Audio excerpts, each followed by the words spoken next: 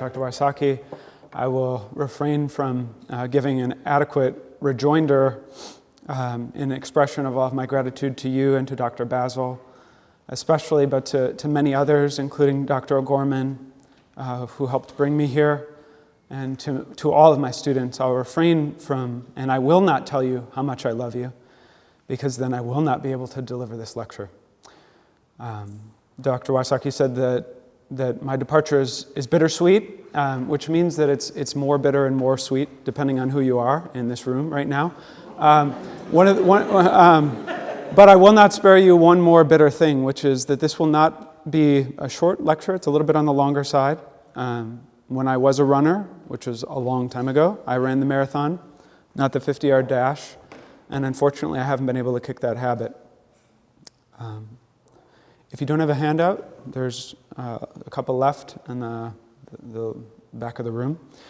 And this lecture, Between a Record of Man in Rebellion and the Beatific Vision, is based on the first chapter of my book, How to Read and Write Like a Catholic, which is sort of fresh off the press, not even really off the press, from Tan Books.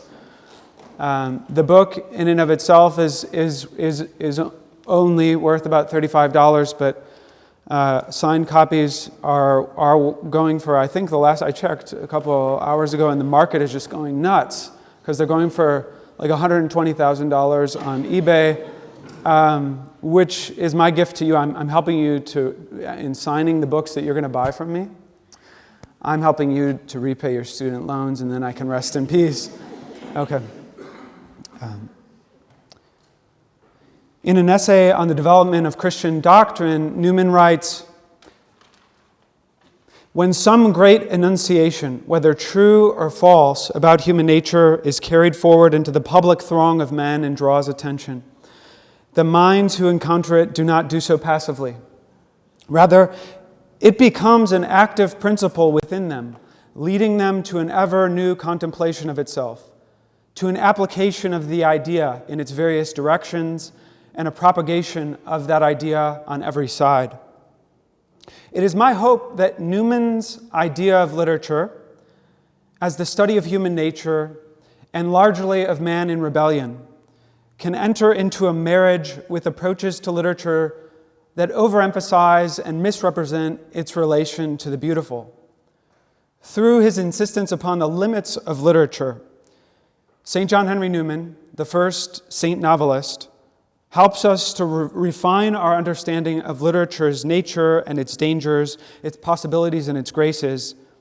His idea of literature, though insufficient in itself, becomes what he would call an active principle, leading us to both purify the source of our stories, that is, ourselves, and stand soberly before the problem of compelling conversions that both build on nature and originate beyond it. Newman wrote long before the 20th century's Catholic literary boom. The modern Catholic literary tradition of J.R.R. Tolkien, Flannery O'Connor, and company simply did not exist, though its first shoots were blooming not far from Newman himself. Several years before Newman's idea of literature, the once Voltairean and anti-Catholic Italian author Alessandro Manzoni had composed the first great modern Catholic novel, The Betrothed. In 1859, Francis Thompson, the son of a doctor who converted to the Catholic faith under the indirect influence of Cardinal Manning, would be born. Francis Thompson's age of innocence would soon fade into one of overmuch experience when, as a long-time opium addict, pockets stuffed with copies of William Blake and Aeschylus, he would come to dramatize the labyrinthine ways of his wrestling with God in the great Catholic long poem, The Hound of Heaven. And of course, in the 1860s, several years after Thompson's birth, that singular Catholic priest-poet Gerard Manley Hopkins converted to the Catholic faith. Buckling a bit under his parents' wrath over his recent conversion, the soon-to-be Jesuit Hopkins would receive words of consolation from Newman himself, who said, "It is not wonderful that you should not be able to take so great a step without trouble and pain." Hopkins' own poetry is often cited for its exemplification of the Catholic sacramental comprehension of the world.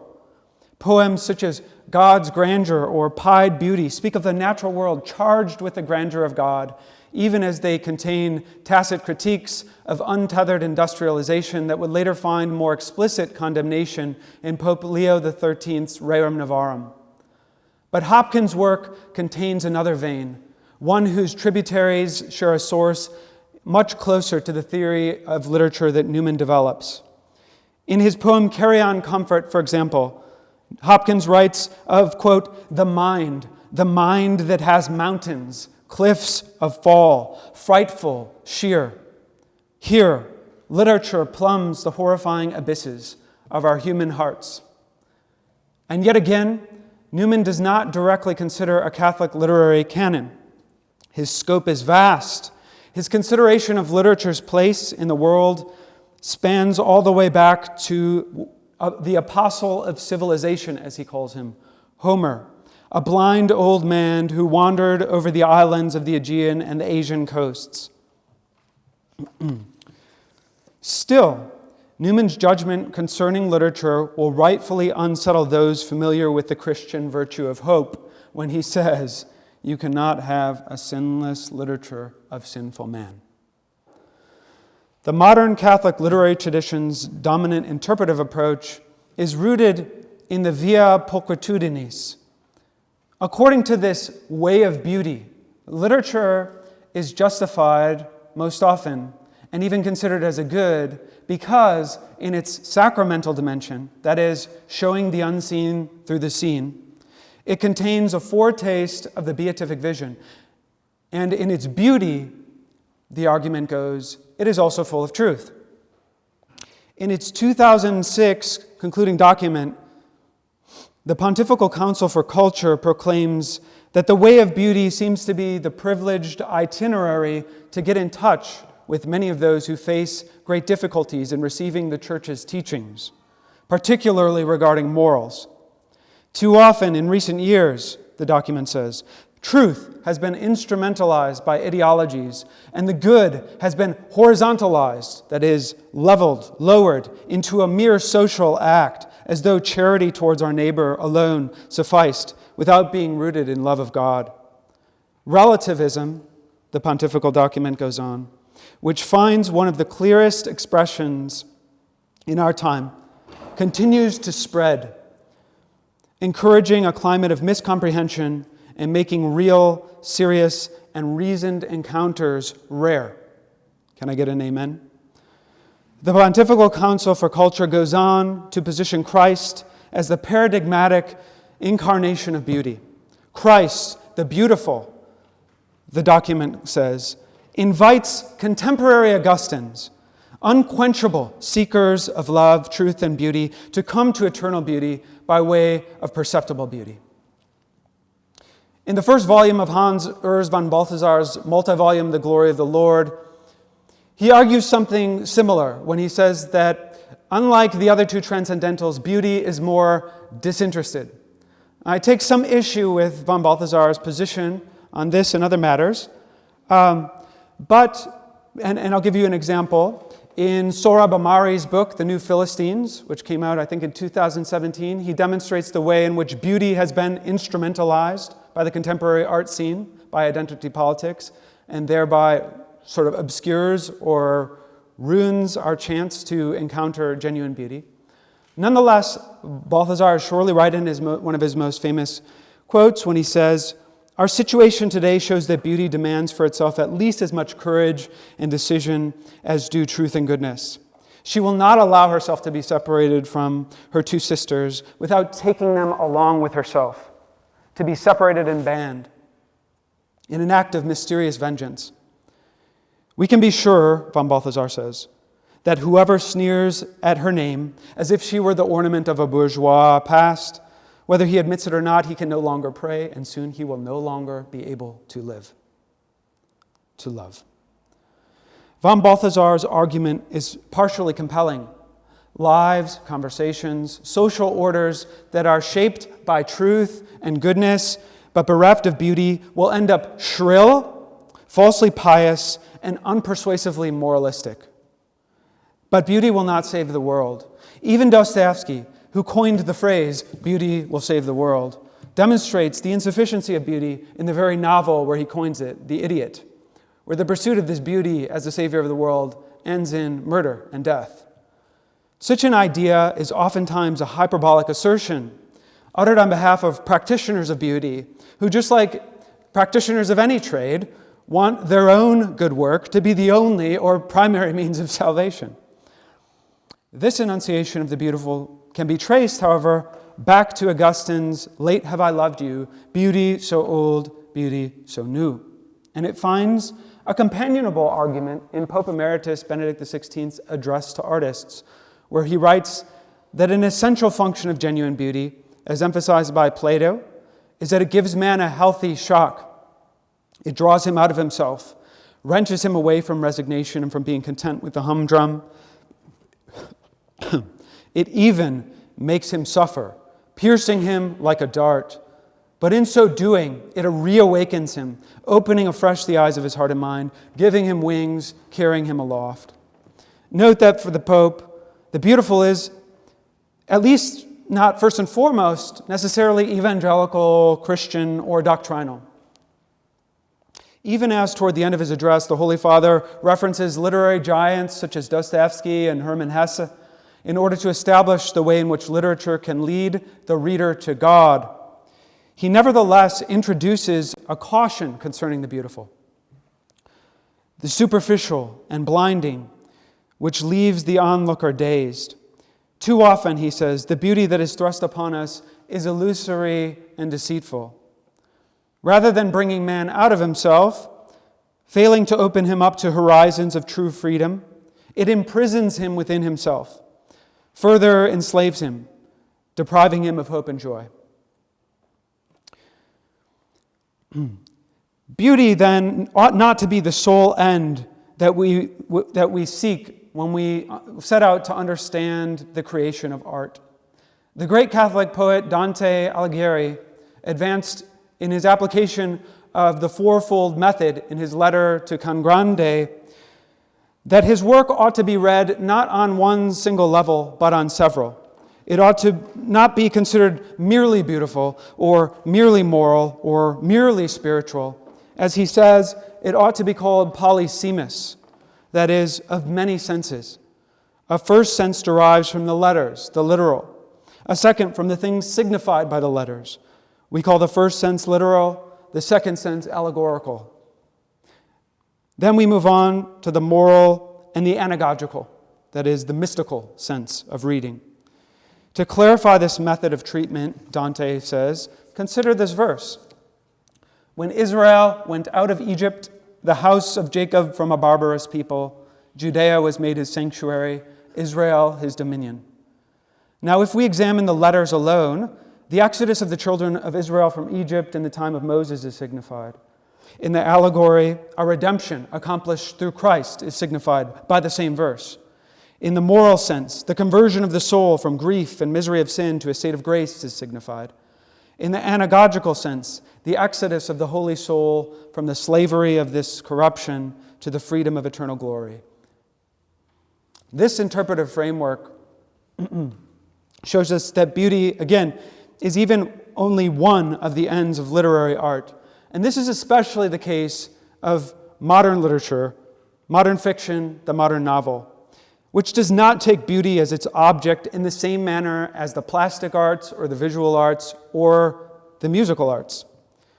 As Jacques Maritain makes plain, the novel differs from other forms of literature in having for its object not the manufacture of something with its own special beauty in the world of artifacts, but the conduct of human life itself is its subject. The object has to create human life itself. It has to mold, scrutinize, and govern humanity. Such seems to me, Maritain says, the distinctive art of modern fiction. In much poetry, in the novel, and in fiction, beauty resides as just something that operates on the level of the line, the well-made sentence, the the unity that forms the whole, and in the clarities and the epiphanies of characters that radiate forth from these stories. In The Arts of the Beautiful, Etienne Gilson insists that the first cause of poetry is not beauty, but that man is an imitating animal. Mimicry, he says, is part of his nature, as we observe it in children. The second cause is that everyone enjoys imitations. This is verified by the fact that we like even ugly things to be well represented. Although literary art is not defined exclusively by representations of ugly things, literature typically contains beautiful representations involving evil. If the novelist is to take saintliness as his theme, Francois Mauriac says, he nails his country priest to a scaffold outlined against shadows swollen with crime. Why? Because sin is the writer's element, Mauriac says. The passions of the heart are the bread and wine that he drinks daily and savors. Here, Mauriac brings us from beauty will save the world to Newman's idea of literature, in which the latter is defended as an inevitably problematic record of man's sinfulness. In his Confessions, Augustine momentarily conducts a poetics of concupiscence. He says, I was captivated by theatrical shows because they were full of representations of my own misery, and they fueled my own fire. Why is it that a person should wish to experience suffering by watching grievous and tragic events which he himself would not wish to endure? This is, by the way, not an advertisement to shut down the theater program here. Nevertheless, he wants to suffer the pain given by being a spectator of these sufferings, and the pain itself, Augustine says, is his pleasure. Augustine does not mention the delight in imitation that Gilson emphasizes. Instead, he considers theater-going a, quote, amazing folly, in that when one is moved by such scenes, she enslaves herself to similar passions. For Augustine, fiction, specifically theatrical, but this holds for all different forms of literature, is problematic precisely because it represents sins. Precisely because it is an invented dramatization of passions and others' sufferings. The fallen human heart will imitate the very sinfulness that is portrayed. If not in action, then at least through its own impassioned imagination. When one suffers in reality, this is called misery, Augustine says. And when one feels compassion for others, this is called mercy. Beholding fictions of tragic human existence, on the other hand, the audience's own sinful appetites are picked and fostered. And crucially, the audience is not excited to offer help, for the object of their attention is fictional. They're simply invited to grieve. Augustine seems to close the door on the possibility of the purgation of these passions, and thus he departs from Aristotle's understanding in the Poetics, where he famously posits that fictional representations of tragedy, quote, through pity and fear, affect the proper purgation of these emotions. Although John Henry Newman finds kinship with Augustine insofar as both articulate the problematic character of literature, he sees more in its messiness than a mere occasion for sin. Literature, Newman says, is the voice of the natural man. He establishes the aforementioned account of literature in part to lay out its disadvantages. Because literature, Newman says, is the reflection of nature, both moral and social, and because nature, moral, and social is endowed with a will, it is self-governed and never abides in a mere state of innocence. He is sure to sin, Newman continues, and his literature will be the expression of his sin. And this, whether he is heathen or Christian. Christianity has only converted certain specimens of man, which remains true last time I checked. Newman contends that thus he has not altered the character of history or of his mind. Here we see most clearly that in developing his theory of literature, Newman is not referencing solely those works written before divine revelation or in traditions outside of or in tension with the influence of revelation. Because literature can only reflect man as he is in proportion as there has been an abuse of knowledge, literature is the science or history, he says, of man in rebellion.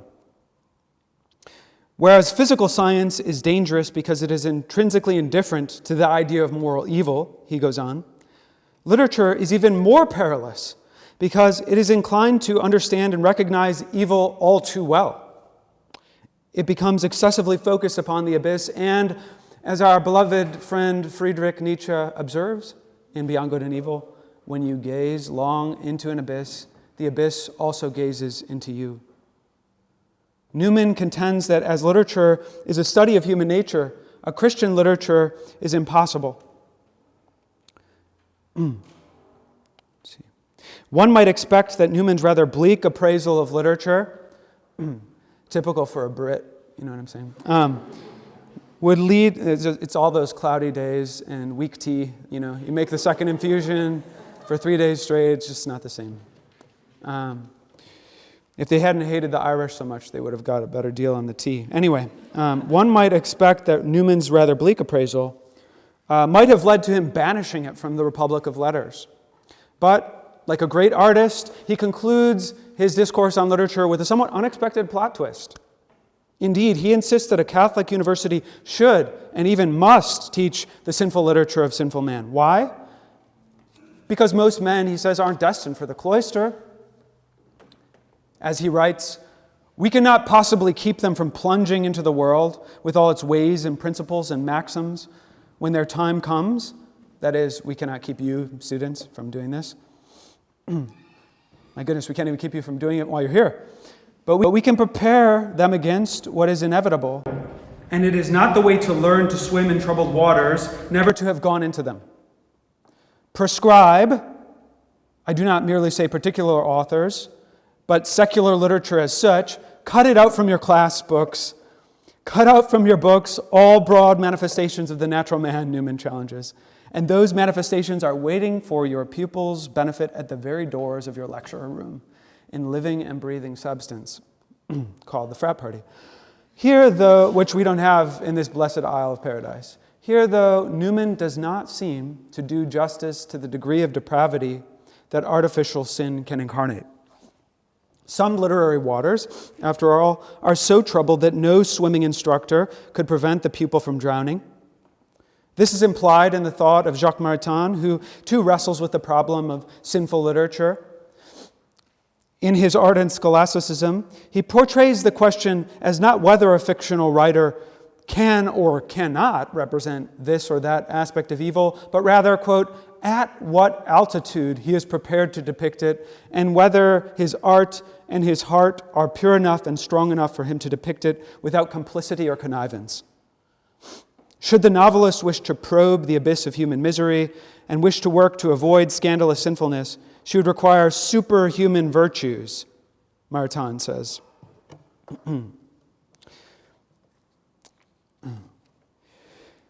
Maritain reaches the crescendo of his qualifications when he insists that, quote, only a Christian, nay more, a mystic, because he knows what is in man, can be a complete novelist. Even this is problematic because how do you get the knowledge that you need to write stories if you don't sin?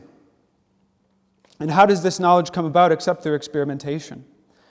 The Holy Spirit, to be sure, but very few writers are saints. It would seem that we could only have a sinless knowledge of sinfulness. Bear with me. In paradise, when, as St. Augustine says at the end of his City of God, quote, the memory of our previous miseries will be a matter of purely mental contemplation, with no renewal of any feelings connected with these experiences. Much as learned doctors know by science many of those bodily maladies which, by suffering, they have no sensible experience. Such a state can only come to be when we have freedom even from the power to sin, Augustine concludes. Unlike Augustine, whose life epitomizes this sort of experimental engagement with real human sinfulness. And unlike Maritain, who defends literature on the grounds that at a certain altitude, fiction can truthfully render human sin. Newman finds in literary sinfulness and suffering a means of mediating the harsh world to the student. If good can come from literature, he seems to say, much depends on the teacher's capacity to impart those virtues necessary for rightly reading this perilous literature. Namely, he cites wit and humor, imagination, fastidiousness of taste, rules for discriminating the precious from the vile, beauty from sin, truth from the sophistry of nature. If the teacher does not possess these qualities, then he throws the student into the abyss of literature with all its falsification. Newman warns us against taking man for what he is not, for man regenerate, for man sacred. But he seems to overstate his case. After all, innumerable works of Catholic literature are built very much upon conversion. Think of Newman's own novels, the first sainted novelist. In both Callista and Loss and Gain, these are stories of conversion. They are stories of the workings of grace upon nature. In accounting, Newman says that we should take things as they are, not as we should wish them.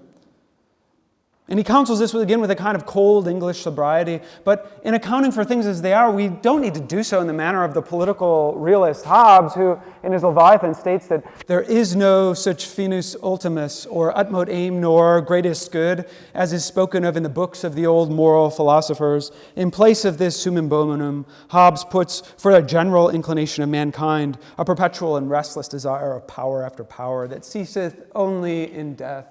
Aren't those beautiful words? In other words, to be a realist with regards to literature, do we have to follow not just Newman, but go through Newman into a kind of Hobbesian realism? A realistic literary account of man's history should not lack the possibility of conversion. Conversion both of characters and of readers. It is hot in here. It is left to Flannery O'Connor to defend at least one of fiction's aims as the rendering of grace upon nature. In her essay, The Church and the Fiction Writer, O'Connor too is filled with Augustinian anxiety over fictionalized representation. What leads the writer to the fruition of her work and even her salvation, the essay contends, leads the reader into sin, and the Catholic writer who looks at this possibility directly looks the Medusa in the face and is turned to stone. Try as we might to purify the source, the writer will find that her work may still scandalize. Even though such a scandal may be the fault of an ill-equipped or a scrupulous reader more than the writer's own, the writer may still decide that such works are just somehow sinful. This is complicated, and that at least most modern minds, and thus in most modern representations, nature and grace, O'Connor says, have been separated with severity. Grace, the supernatural, is often reduced to BS, pious cliches, and nature is represented in two distorted forms, the obscene and the sentimental. Sentimentality is born of an excess emphasis on innocence and on a cheap and emotive shortcut to the good. Some readers may be scandalized simply because the work is not pious enough. It's not filled with a nation of saints.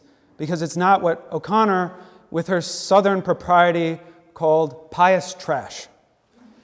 In order to avoid paralysis sentimentality or an indiscriminate embrace of depravity, the Catholic writer needs to represent the presence of grace as it appears in nature, she says.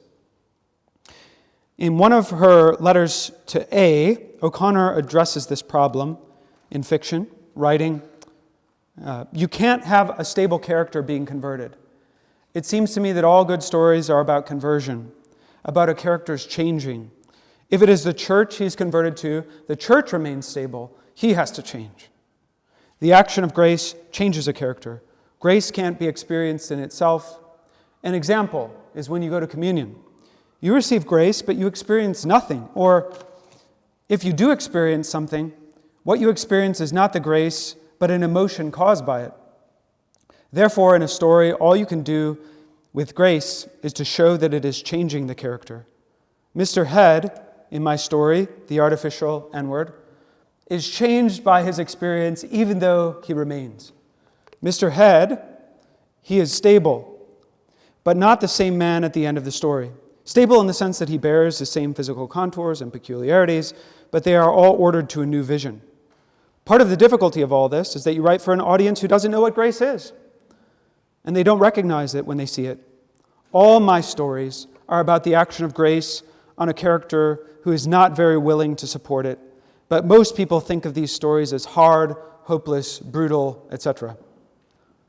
All my stories are about the action of grace on a character who is not very willing to support it. Couldn't that sum up all of our spiritual lives?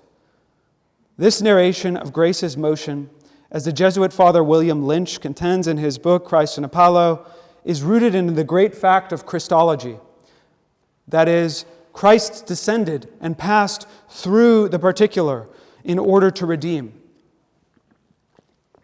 This movement is a model for the Christic imagination. The poet or fiction writer needs to pass through the concrete, the way down, in order to arrive at insight or conversion, the way up. Any storyteller worth her low iodine pink Himalayan sea salt does this by discovering particulars, low iodine pink Himalayan, sensory details, images, actions, bits of dialogue that signify more than themselves without becoming less actual in doing so. These symbols, Lynch says, make the imagination rise indeed, and yet they keep, in this wonderful phrase, the tang and the density of that actuality into which imagination descends. Other imaginations, Lynch says, get hellishly stuck in the passage from one particular to another, as when one of Marcel Proust's protagonists wished to see a person again because that person simply reminded them of a beautiful blossom. Such people Lynch calls exploiters of the real. They rush through the finite and the particular in order to send the soul shooting up into some kind of absolute.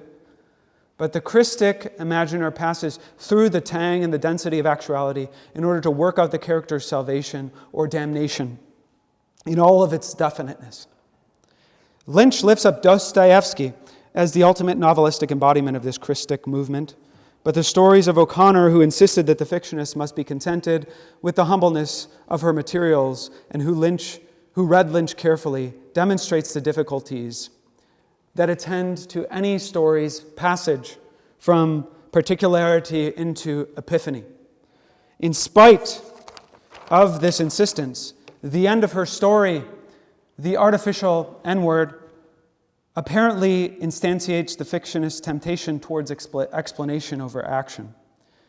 That is to say, insight at the expense of definiteness. That is to say, where we started, we will end with this problem of it is true that maybe goodness and truth are instrumentalized more commonly, but it's also really hard to have a moral to the story or to have spiritual conversion in the story without it coming off as seeming overly explanatory or didactic.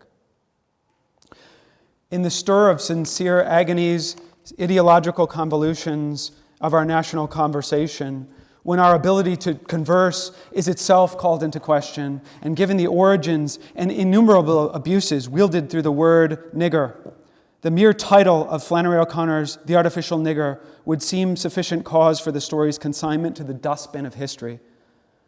On account of the title that the statue that the story is named after, O'Connor's own stature would seem to merit immediate removal.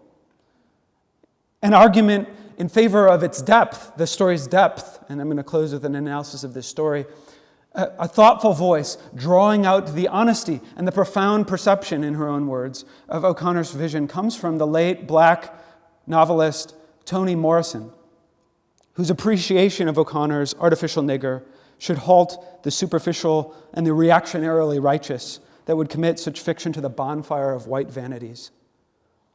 In her book, The Origin of Others, Toni Morrison takes the story as a representative of a deliberate education in escaping rather than becoming the stranger.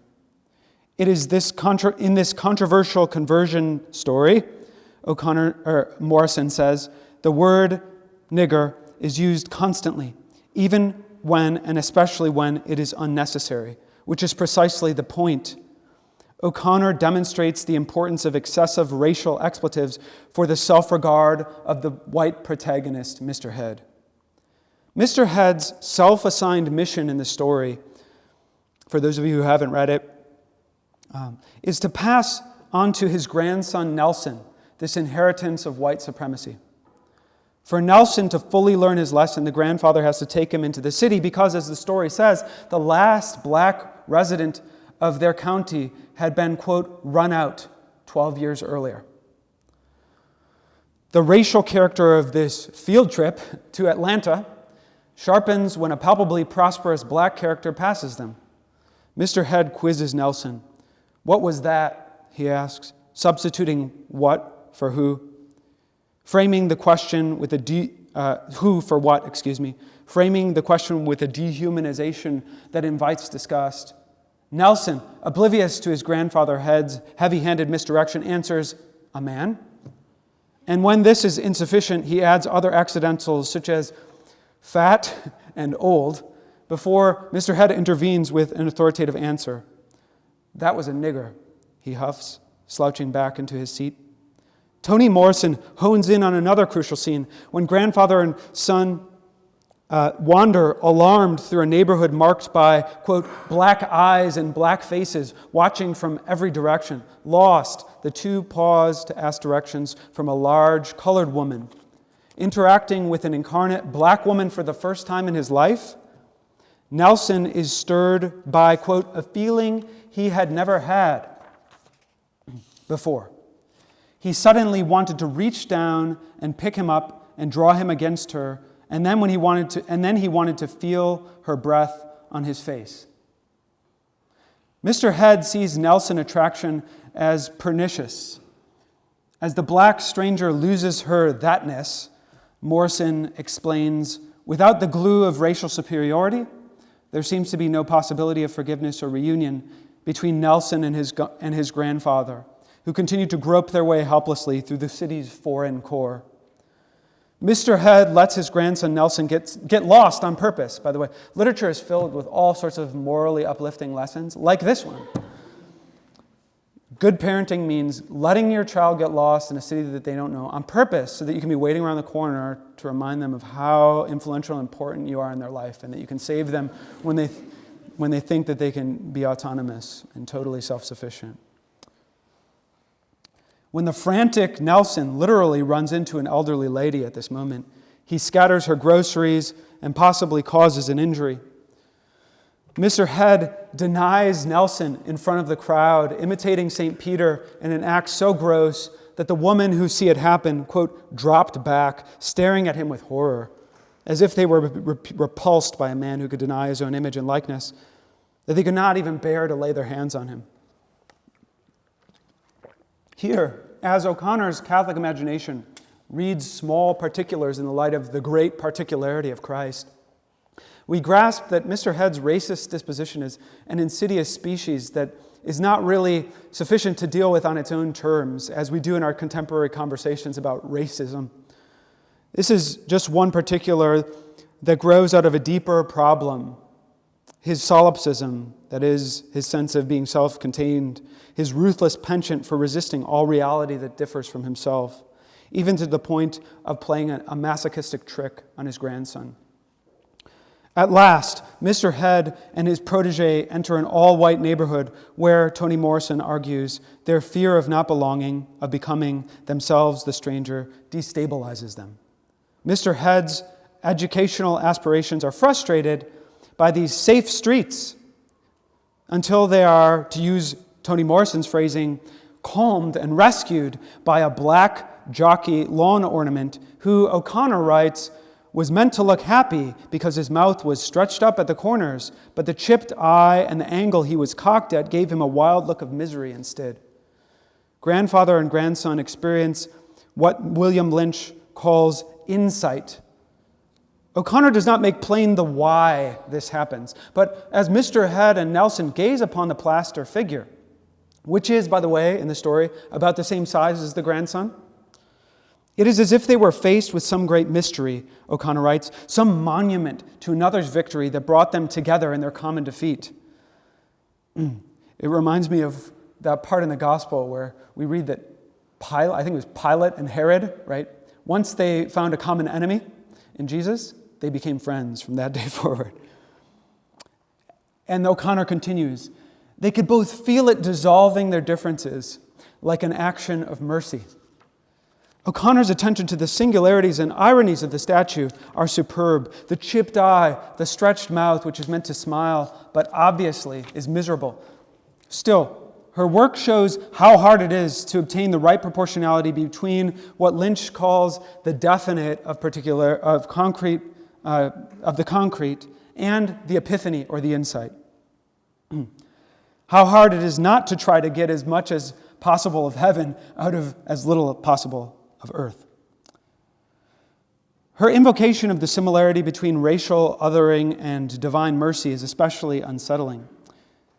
Toni Morrison contends that the manufacture of mercy is Nelson's salvation from the city's racial character and his acquisition of racism, which bestows on the young student the illusion of power through the process of inventing another. And Morrison's argument that the boy has been successfully and artfully taught racism is compelling so far as it goes. But the story does not end with this concern over race. It concludes with a conversion wherein Head's self-justification is interrupted by actual grace. Let's see. O'Connor, in her letter about Mr. Head, says that he had never... O'Connor, in her story, says that Mr. Head had never known before what mercy felt like because he had been too good to deserve any. But he felt he knew now. And a little later, he stood very still and let the action of mercy touch him again, but this time he knew that there were no words in the world that could name it. Here, O'Connor's story pulses with the heart of the problem. There are no words in the world that can name what is happening, but O'Connor names it nonetheless. It is called mercy, she says. On the other hand, her outright mention of mercy could be a counterpoint and a corrective to that which only felt like an action of mercy. That was the phrase that was used to describe the racially tinged experience that the two white men had as they stood before this black lawn ornament. Crucially, we read that Mr. Head had never known before what mercy felt like, and in part because of this, he may have sought to manufacture the experience of being forgiven and of finding mercy. If O'Connor were to stop there at this explanation that he is experiencing mercy, the story would be considerably weakened. But then we witness the effects of the mercy on Mr. Head's thoughts. So when grace operates on O'Connor's character, it operates according to each's nature. Mr. Head, as you can tell by his name, is caught up in his head. And so when grace operates on him, it operates on his head. He understood that it grew out of agony, which is not denied to any man, and which is given in strange ways to children, O'Connor writes. He understood that it was all a man could do to carry into death and give his Maker, and suddenly burned with shame that he had so little of it to take with him. He stood appalled, judging himself with the thoroughness of God, while the action of mercy covered his pride like a flame and consumed it. Importantly, given Newman's insistence on literature's study of man's sinfulness, the effects of mercy is to give him a vision of his own rebellion. That's what he sees. He had never thought of himself as a great sinner, O'Connor writes, before he saw now that his true depravity had been hidden from him, lest it cause him to despair. O'Connor considers Mr. Head as ordered to a new vision. He realized that he was forgiven for his sins from the beginning of time when he had conceived in his own heart the sin of Adam, until the present, when he had denied poor Nelson. While his grandfather's, one critic, W.F. Monroe, contends that this isn't really an actual conversion. It's sort of a presentation of Mr. Head trying to force his own growth, his own spiritual insight really quickly and sort of inauthentically. But while the grandfather's neat conversion leaves the old man ready at that instant to enter paradise, as O'Connor writes, Nelson, the grandson, watches him, quote, with a mixture of fatigue and suspicion. Notice the nuance that O'Connor is achieving here, where you think she's going one way, she doesn't end there. Right? This is the depth and the texture of literature at its best.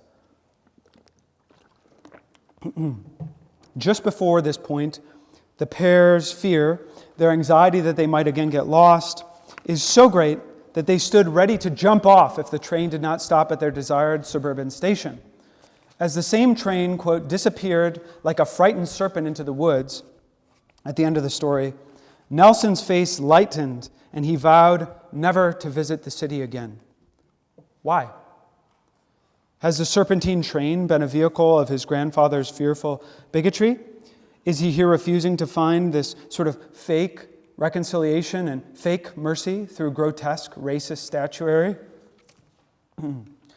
There is nothing that screams out the tragedy of the South, O'Connor wrote, like what my uncle calls N-word statuary. Toni Morrison applauds O'Connor for exhibiting, quote, with honesty and profound perception her understanding of the stranger, the outcast, the other, the construction of the stranger, and his benefits.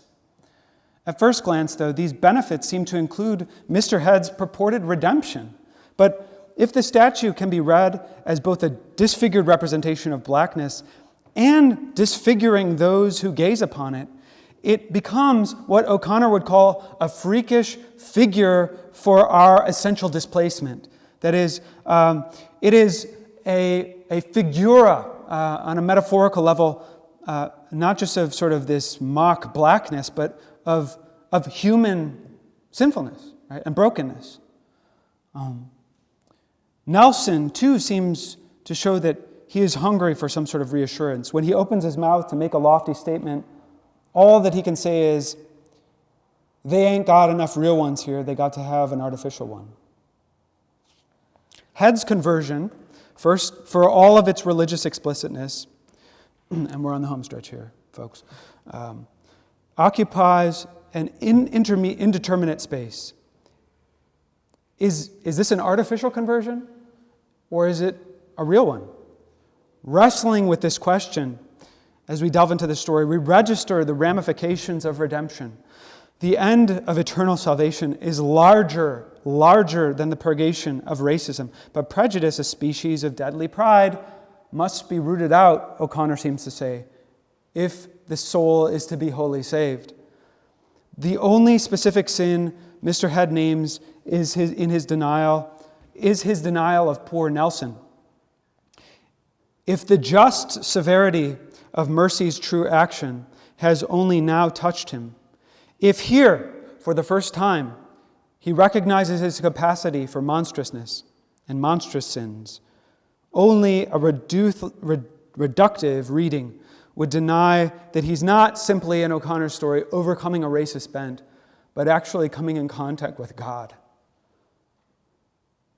The artificial N-word, it's frustrating all attempts at oversimplified epiphanies in the face of such saturations and deep-seated pride, instantiates the importance for all of us of fiction's necessary thickness, its textured ability to take us into the depths of human reality in a way that nothing else can.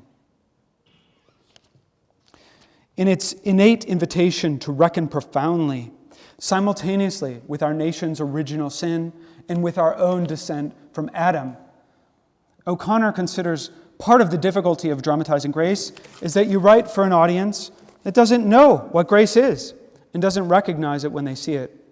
Her solution in this story, the artificial N-word, is to name mercy as mercy and to show that one of the effects of mercy is that it can be that we can begin to name sin as sin, whereas before we didn't have the ability to do so. It's a mercy that God allows us to see our sinfulness. This reminds me of a passage in Francois Mauriac's God and Mammon where he says, I used to read the lives of these saints, and it used to really confuse me because you have these St. Faustinas and you have these St. Therese of Lisieux, you have St. Margaret Mary. Why are they always talking about their own nothingness? Why are they always talking about their fallenness and their weakness and their depravity, Moriak said. They're saints, right? If they are nothing, then what does that make me? Nothing times two? I mean, can you even produce one? I don't even think Parmenides could produce a nothing times two. And so what do we do with this, right? But then Moriak says, I realized that holiness is consonant with clarity of vision and truthfulness about ourselves, right? And so it is actually a grace and a mercy, as O'Connor shows us, to be able to name our own sins as sins. Mr. Head's insights come through the utterly concrete face of the statue that gave him a wild look of misery. In the artificial N-word, O'Connor, conscious of her audience's incapacity to recognize grace, concludes her story with a kind of explanatory shout. It is as though she were saying, in case you don't understand how grace operates, you children of Nietzsche who believe and live as though God is dead, or in case you were to take man, as Newman says, for he is what he is not, for something more divine and sacred, for a man generate, I will state the source of regeneration with utter clarity, O'Connor seems to say. O'Connor's shouts are an indispensable occasion of grace on the literary landscape, but they leave us with a question prompted by Newman and leaving us again between the beatific vision and a record of man in rebellion. If whispering grace and sins means not naming them as such, how do we show the source of that recognition? How do we show the source of regeneration as being outside man if we don't name it as grace and mercy? How, if we are to whisper the actions of grace, do we narrate the source of all that is good without naming it? Thank you.